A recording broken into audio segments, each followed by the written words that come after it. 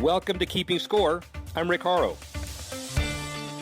Each week we bring you insights from the playmakers, deal makers, and rule makers in the world of sports. I'll give you my take on some of the items of the week using my 30 years of experience doing deals for teams, leagues, and players in the $750 billion business of sports. Plus, we'll talk with a central figure in the sports world. The views expressed in this podcast are my own and do not represent the views of Reuters. Let's get started. Big week in sports. Final Four, we've covered that previously. NBA getting ready for the playoffs. NFL getting ready to move a team. NHL getting ready to figure out the Olympics. We'll deal with those issues. We have a lot to talk about, and the guy who revolutionized the notion of global digital world domination, the executive editor of Reuters Global, Dan Colarusso. How's that? That's excellent, Rick. It makes me feel very, very important. I'm glad to be back. I think I've been out a couple of weeks. I've been traveling.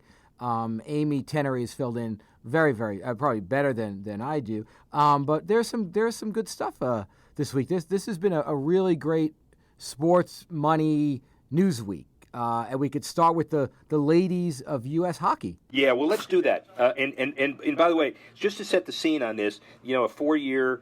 They played a large game of chicken with USA Hockey. USA Hockey spends about $3.5 million to support 60 games for boys/men, and the women don't get that kind of money, and they really staged a work stoppage. There was going to be a major strike beginning March 31 in Plymouth, Michigan at the World Hockey Championship, and back down, won, bargained, whatever you want to call it.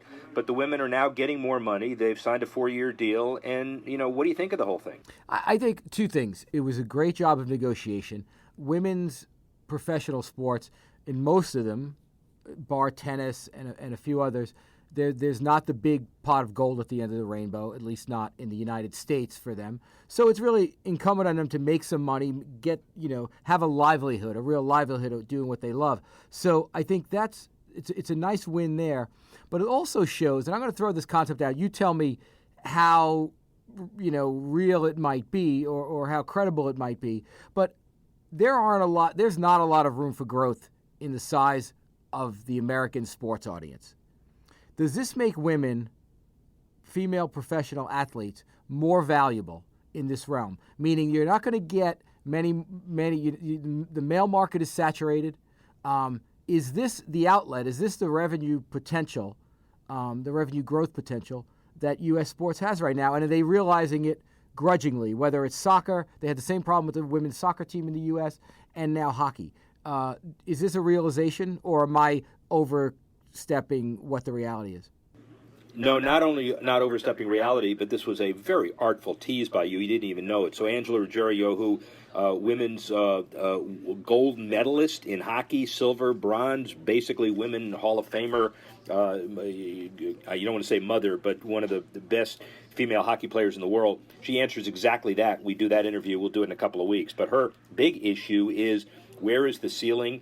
And the more women unite, they can expand the ceiling, because the more they're taken seriously, the more opportunities there are to promote mainstream women's sports beyond tennis and golf and pick up some sponsors. So the example would be that now that there's a 4-year deal, they go on to other things like promotion. What's one of those promotions? Well, remember, the WNBA plays in the summer in arenas that are owned by NBA teams. The hockey folks are having meetings to do some of the same stuff. And why not? Just to pick an example, the Buffalo Sabres have a women's hockey team playing in the Buffalo arena when the Sabres are not playing. It's an interesting concept. It's a good concept. And if you look at the WNBA, which has, I don't want to say it's been wildly successful, but it's still around. In that sense, the players, there was that great story about Diana Taurasi going to Russia to play, and that's where the big money is for them. And I think top-level women athletes in the U.S., I think it's unfortunate that they have to seek their fortune elsewhere. And as this develops, you'd like to think that there's a credible economic model for them here in the States. And I think the Olympics is where they get their exposure and where they start to get their branding opportunity and give people a taste of something that they want to see more of. Great segue into the Olympics. You're really a segueing fool today, man. I'm telling you. At least half of that. Yeah, I know where my bread is buttered, pal. It's segueing. So the bottom line of all of this is the Olympics is the great quintessential every 4-year branding for hockey. The women have been, ironically, more successful than the American men have. But now the American men, after 5 straight Olympics, are trying to figure out whether they want to go. A lot easier to go in Vancouver in 2010, same time zone, than it is to go in Korea next year, year and a half from now. You can tell us about it, but I know that the guys that are promoting it are trying to get into a more tenable situation with the USA Hockey and the NHL. They're going to pick up some travel expenses and otherwise. But the whole idea about branding here is that it's not like the NBA where the season is over before the Summer Olympics. This is a very hard choice for Gary Bettman. It's also not like the NBA in that the best players aren't American. I mean, some of them are, but like in the NBA, you could make the argument it's an American sport. Women's hockey, women's soccer, you could make the argument that it's a powerhouse. Is there enough money? I think that the larger question here is there enough money for the NHL owners to let their guys go? And if you have the Winter Classic every year, or you have a few variations of the Winter Classic, you have an all-star game weekend that you're starting to develop. You have a legitimate TV deal now. You have high-def TV. You have your ducks in a row. Do you need the Olympics if these guys are just going to lose anyway? I mean, the only advantage is, the only positive is that European players don't fight and don't cheap shot. So there's less of a chance of your Canadians and Americans getting hurt. That said, I don't know that there's enough money for the NHL to make the trip to Korea. Well, Gary Bettman says as much by saying, look, we don't get any content out of this because this is a Olympic channel, Olympic-related stuff. We don't do NHL.com on it. It's not an Olympic event. So unlike the World Baseball Classic, where that's content they create and they own, what's the advantage? And so he's got a hard decision to make, but as usual, his owners stand behind him, like they did, by the way, for the Golden Knights in Vegas. Well, guess what?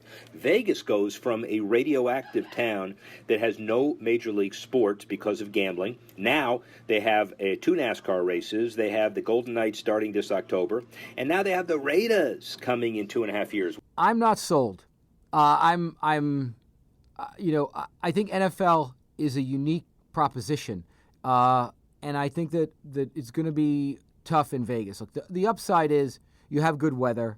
You have a nice retirement, high net worth ticket fan base, right? Fan base for season tickets. You take that.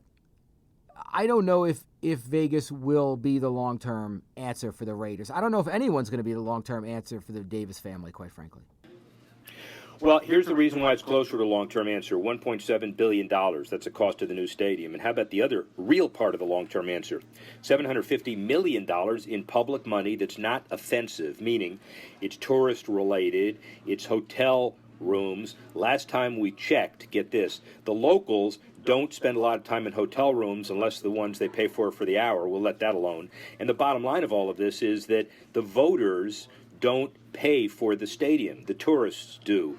And more important for Vegas itself, this is for UNLV, the football team for University of Nevada, Las Vegas. More important, Final Fours, Super Bowl rotation, conventions, and other big things they haven't had a dome stadium for, especially during the summer. So what this does is causes Vegas the reason to build a facility that's going to bring in a hell of a lot more economic impact. Well, this is your specialty, and I'll take that. I'll buy that the NFL team gives it another venue, and gives it more year-round sports involvement. And I guess the fact that it's painless for the residents, for the taxpayers, doesn't hurt. So we'll see. I mean, look, I'm not a big fan of franchises abandoning cities. The producer of the show, Alex Cohen, and I were talking beforehand about how teams usually don't stay an extra season. They move out in the middle of the night, like Irsay and the Colts, right? And that tends to happen. The Raiders are going to be around next year. It's going to be interesting how Raider Nation, if it becomes frayed by this move. The real key to all of this is mega events, and we segue into Final Four, which is this week. And it is interesting because Indiana University fired Tom Crean. Steve Alford was going to be the coach because he was an all-American hero in Indiana, but yet Dayton's Archie Miller took the job, and coaches around the country expected Adidas to pay Alford $7.8 million buyout at UCLA to get the coach back to Bloomington. It did not. It's another example of retail wars influencing the ultimate decision as we head toward the Final Four in Phoenix. So the bottom line of all of this is, what do we think about retail influence with coaches, with players, with everybody else in college sports? Well, look, the sneaker, we could debate the ethics of sneaker deals and institutions of higher education, but there is leverage here. I didn't realize that Adidas was going to pay the buyout for Alfred. That's astonishing. Does that happen often? Yeah, it does. And the bottom line of all of this is now that is a factor in every deal, not only coaches now, but players and teams. When you look at the bonuses, by the way, of the teams in the Final Four, guys are getting $250,000 if they win the championship, but they've already made anywhere from $600,000 to $800,000 in a series of bonuses just by getting there, the four coaches in the Final Four. Of course, when you say guys, you don't mean the actual players. But dude, let me ask a question that, and I don't know this. I'm a layman in a lot of ways in this. Do coaches come with sneaker company rabbis? I mean, do they come with Alfred's an Adidas coach, somebody else is an Under Armour coach, somebody else is a Nike coach? Do coaches travel with these contracts, or is it a school targeting situation? How do the sneaker companies make their decisions? That's a good point.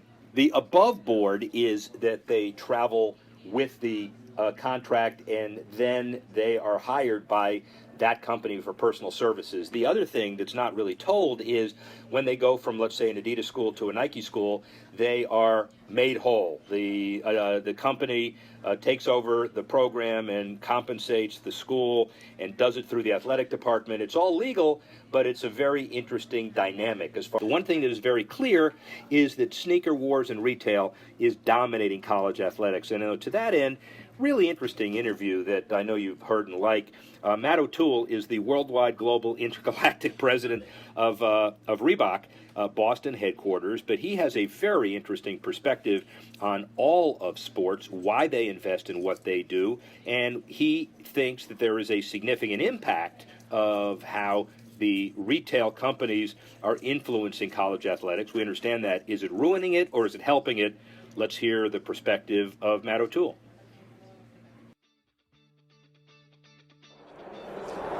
Rick Horrow, Sports Analytic Conference at Sloan MIT. Matt O'Toole has been with Reebok for a number of years and is now elevated to the big guy, president. Is that the right title? President of Reebok. That's right. It doesn't get any better than that. It doesn't. Thank you for doing this. Thanks for having me. Really appreciate that. So, a 30-second elevator speech on how you emerged successfully in the company and are now running it. Go.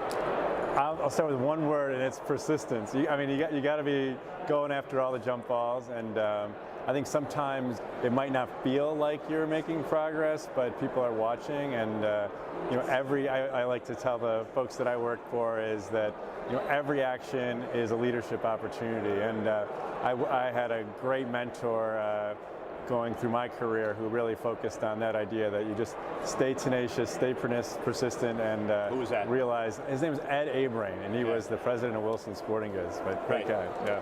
So the bottom line is that it is a successful moving through an organization and understanding how the brand is evolving and you evolving with it. So good for you, but good for Reebok as well. Yeah, absolutely. Yeah. But the long-term commitment to be part of this sneaker war, retail war, global war, get up every day running a very well-known global business. And is it, how do I meet my targets? How do we beat the hell out of the competitors? How do we become more global? What's the core of the challenge today? Well, it's a pretty multi-dimensional landscape, as you just mentioned, because you're dealing in different cultures around the world. You're dealing with different business models around the world. We've got markets where we're a pure play retailer selling direct to the consumer, and we've got markets where we're more wholesale driven. But in the end, it's really about understanding and really focusing on who your consumer is and what they're really looking for out there. And I'm not someone who wants to spend a lot of time, and I coach my people not to spend a lot of time on what the competition is doing, but just to make sure that we're really in touch with what our consumer is thinking and what really is their interests and how we can really surprise and delight them. And I think that's kind of simple formula, but in fact it's actually what you need to do. Is there room? Well, there's room clearly for a number of competitors in the market, but how do you intensify your uniqueness and also be able to brand it as it's either a millennial brand or a certain kind of brand? The branding of Reebok has become a very successful case study.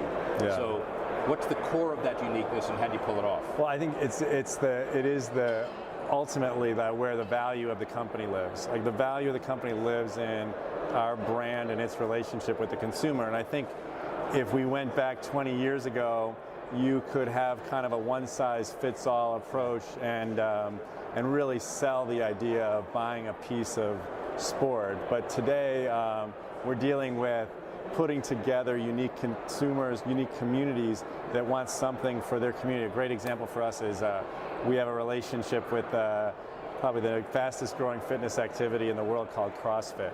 But CrossFit is a unique thing, and the people who do CrossFit have very specific product requirements. They have very specific needs in terms of their community, and they're looking for a brand that understands them and speaks to them. So this, I guess maybe it boils down to much more authentic approach, much more targeted approach than maybe we could do 20 years ago when you would just, book a big television campaign with the networks and pack up the shoes to the ceiling and go. Well, I guess that's part of the point too. Business case, business audience. Do you, at this point, try to be, and you don't, try to be all things to all people? Yeah. Do you find your niche? Do you wake up sometimes frustrated because here's the next big Nike spend and here's the next big team allocation? We're not doing that because we're more disciplined. How's that all work? Well, that's a great question. And one of the decisions that we made just 5 years ago was we want to have a deeper relationship with a narrower group of consumers than a kind of broad brush of the peanut butter across the bread with a lot of consumers, because when you don't have that depth of that relationship, the value that you're creating for the consumer is really limited. And so we went back and said, our roots are in fitness and running. We're just going to focus on that particular area of the sports world, which happens to be about $80 billion of annual sales around the world. But it is more narrow than our competition, but it's allowed us to really be experts and specialists. The whole fitness area, our people, our designers, our developers, our product marketers are living it every day, and that's what's allowing us to have this kind of deeper relationship with the consumer than just making a lot of everything for everyone. And you're more millennial oriented than a lot of other brands, and so therefore, how has the proliferation of social media changed the marketing of your company? Well, it is the channel. I mentioned earlier that if you were marketing to guys like you and I a few years ago, you'd buy a network television. That's right. But today, this machine that everybody's holding in their hand is really the vehicle, and how they're receiving and authenticating their information in terms of their social networks, their friends, is a totally different experience. I think this is really at the core of a consumer who is probably a lot more savvy than we were when we were making our purchase decisions about what we wanted to have as a young person. So you have to be authentic, it has to be real. But it's also got to be frustrating in a way that Madison Avenue, in many ways, no matter how you sugarcoat it, has not caught up to the notion of how to monetize the digital space and the social media space. And so the way people evaluate those relationships, they're not in the Stone Age, but they're pretty far back there. Is that catching up? Where's that going? I think it is. I think, in some ways, typical value chain in terms of marketing and media has been changed, and a lot of people have been left out. And the new people who control the channel might be a person on Instagram who's got 20 million followers. So he or she is definitely in a different position to control that channel that the advertising folks are kind of left out of now. But your marketing people are much more sophisticated, much more intelligent, and your agencies are much more responsive. Absolutely. Some of them are here right now. Yeah. Well, and some are here right now, which is, by the way, why I'm saying. And also, as far as the brand concerned, you're all wearing Reeboks. Is that a coincidence? It is not a coincidence. But I mean, one thing. I mean, it's interesting that you say. Yeah. But one of the things that we're really benefiting from, and so are our competitors, is that the authenticity of sport. It's this one emotional connection that we have has become a lifestyle. And so whether you're at a conference like this or going to Starbucks, people are wearing kind of their connection to sport. Are you worried about the sports business broadly defined is outpricing the normal middle-of-the-road consumer? A lot of people can't go to games anymore. The rights fees are higher. The tiered delivery of certain cable systems is higher as well. Or will it all shake itself out? I think this idea of accessibility is a really important topic, and we've got to be careful as an industry, as a deliverer of an entertainment product. In those cases you just mentioned, that we're still cultivating a super broad fan base. But I think the good news is there's a lot of different ways that consumers getting access to kind of smaller, digestible pieces of last night's game or whatever else it might be. Are we all dumbed down where the attention span is 7 minutes now, or is there? And how do you adjust the long-term sale? Your sale is, I don't know if it's more of a sophisticated sale, but it's a more interesting, integrated product. It's more subtle. It appeals to the consumer, but it's hard to get that word across. Well, I think this is a great point. Like, there's no one's going to listen to, whether it's 60 seconds or 30 seconds of anything anymore. And so what you're really doing for the consumer is trying to paint a mosaic of all these touch points they get from your brand, whether it's from influencers, whether it's your content directly, or whether it's other consumers, so that ultimately the consumer kind of comes to an informed decision. And because you're right, you're not going to get anybody's attention for very long in this environment. Is there an overall mantra or business philosophy on how you pick your partners, your distribution partners, your television partners, your endorsers? Yeah. Give us an example of how you make those decisions. Well, I think it really dovetails well to what we were just talking about, that what you're looking for is relationships that are deep enough to keep people's attention. How much time you're willing to spend or invest with one of our partners. I mean, marquee partners from the beginning was the Reebok Spartan race, which is a race that you do, obstacle course race. And what we found when we started working with the Spartan folks is that the consumer's relationship with that race is as important to him as some of the other big milestones in his life. So he's going to spend time learning, digesting more what the products they need. So we're looking for partnerships that are much more emotionally engaging for our consumer. Now, what does that mean to you? Now, how does Reebok activate off of that knowledge? Well, basically, you're able then, by understanding that activity and the products that you need for it, to serve up a real personalized and customized product for that community. And I think what we're doing is, by really targeting all these unique communities and then putting them together, you're creating scale that way, as opposed to this kind of umbrella approach that we had in the past. What's the sneaker war / retail business look like 5 years from now? I think, it's still going to be driven heavily by consumers' interest. We've got to, we talked earlier about the millennial. This is a consumer that is far less interested in just collecting things. Maybe when I was growing up, I wanted to have a nice car and a big house and maybe another house by the lake. This isn't what these consumers are thinking about. Their version of wealthy is WELLTHY, and basically. Did you hear? I got 2 daughters. Did you hear that? But what that means is we're going to have to connect our products to experiences. Yeah. We can't just kind of connect them to, hey, this is the sexy new thing. Yeah. Future of Reebok, I know you can't really summarize, but what's the company look like brand-wise 5 years from now? Well, I think the biggest thing is, like, if we are true to our purpose, we'll become more of a badge to our consumers, a badge that represents a way of living, a badge that's about living a healthy and fit life, as opposed to any individual products. And so to do that, we've got to create a richer experience, richer content for our consumer, and ultimately live it authentically ourselves, which we do. You're an international company, but you're also Boston's company. Yes. And there's a lot of distribution to Boston as well here. So Obviously, other than being a Patriots and Red Sox fan and all that other stuff that I hear as a Dolphin guy that makes me sick, but I love it. What do you do charitably, philanthropically, giving back to the Boston community? I know you're opening a new headquarters here too, so right. Talk about that a little bit. Yeah, so maybe on that last point, one of the things we're really excited about is the fact that we're moving our headquarters, our entire staff into the city and really becoming an active part of the community. We're partnering with the mayor of Boston on an initiative to make Boston the fittest city in America. Wow. And we've already laid the groundwork with a program that we call BOX, which is a before-school exercise program for kids. Now, it caused you to climb Kilimanjaro. It did, exactly right. But what BOX does is when we got physical fitness out of schools, we actually hurt their ability to learn, kids' ability to learn. So we're getting exercise back into schools.